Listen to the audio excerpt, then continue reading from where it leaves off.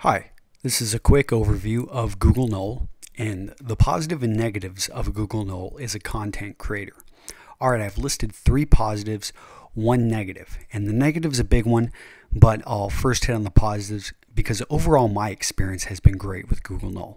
So SEO, usability, and independence. Those are 3 very positive things about Google Knol. The negative thing, and it's something that forced me to go ahead and leave Google Knol, in fact I don't spend a lot of time in there, is the fact that it's not owned by me and that Google can shut it down at any time period. And the lack of attention that Google has given Google Knol leads me to believe that eventually it's going to be integrated into something else, or it may just disappear. So that is a big thing. But you know, the benefits, gosh, the SEO has been great because it's indexed quickly. It's a product owned by Google, and you have full control. So you can put as many links in there as you want, and they're follow links, which is pretty important. These aren't no follow links, and again, they're indexed by Google very quickly, and you can have full control over the keywords that you design and you point them towards other websites. So that has been great. The SEO is very strong on Google Knol. Then usability. Very simple. It gives you good feedback on stats, how many people per week have viewed this. It's in multiple languages. And I've just found usability, it's very simple for people to pick up on. Independent. It's separate from your brand. So it almost looks like somebody else is writing. It's associated with Google and it kind of goes off of their brand. And it's nice because you can write something and it's not directly associated with your company or your business. And you can then, it creates a wall and a layer. And this goes both ways. Because if you have somebody, oftentimes I would train up writers on Google Knol, and if they wrote something that I didn't necessarily agree with, or I wanted a bit distanced, I can't even pronounce it, a bit of a distance from my brand, it wasn't really an issue because people didn't associate my brand necessarily with Google Knol. Google Knol just happened to be linking to my websites.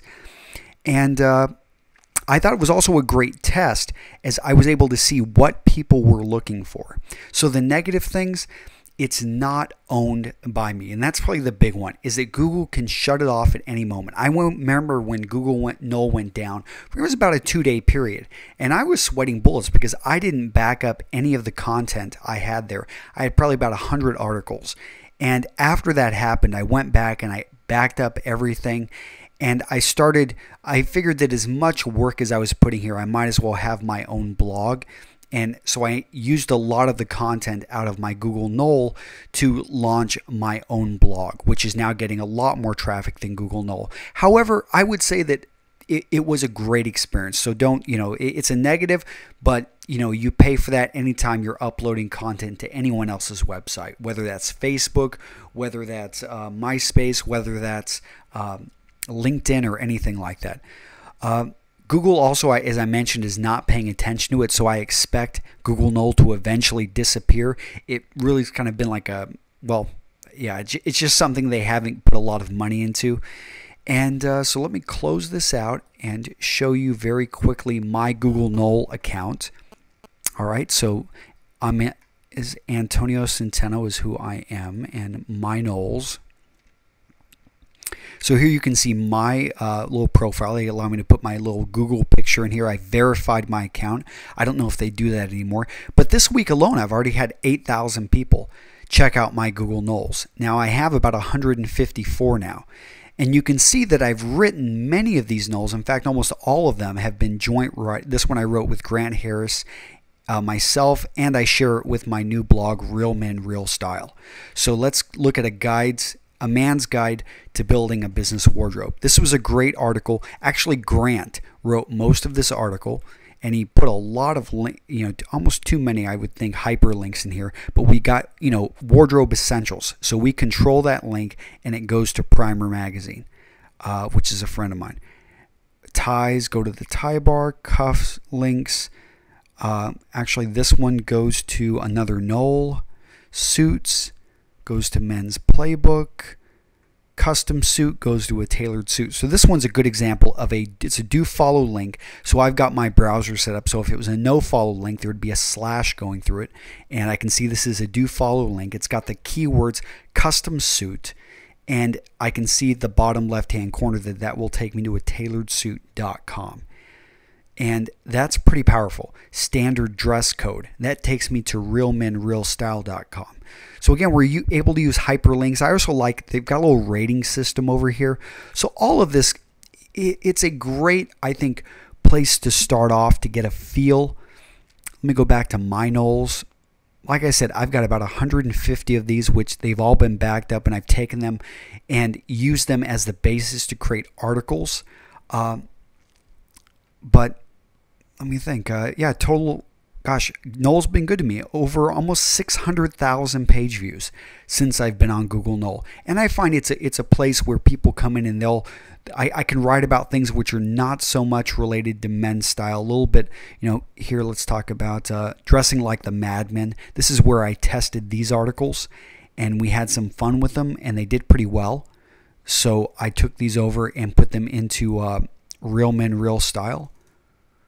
Real Men, Real Style is actually, all right, Pocket Square. This link goes to my article at A Tailored Suit on Pocket Squares. And 175 people this week have checked out my article on Don Draper.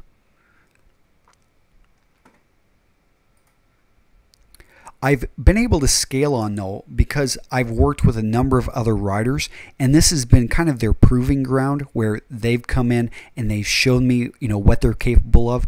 Some writers, you'll notice, don't have nearly as many articles, and these are ones who we worked together for a while. We discovered very quickly that we weren't going to be able to work together. So, we basically tested it and then ended it right here on Google Knol, and that worked out for both parties. So I've got a number of collaborators, comments. This is probably the worst thing about Google Knol is that there is quite a bit of spam, and I try to go through. It just takes a lot of time, though, to clean up a lot of the comments. I do receive notifications, but sometimes it's a pain in the backside to go through and clean up a lot of these and actually, this is a good example because you can see that these are do not follow links and they've got slashes through them. But still, these guys are trying to leech on to the content that I've created. You can also do collections. I never really got into this too much. I found they got actually really low reviews. But one thing that you can do is you can write in another language. I did talk about that. So I had an intern, Sergey, and he wrote a lot of my content into Russian. And that has actually brought me clients from Russia. So that worked out really well. All right. In all, my Google Knol experience has been a great one.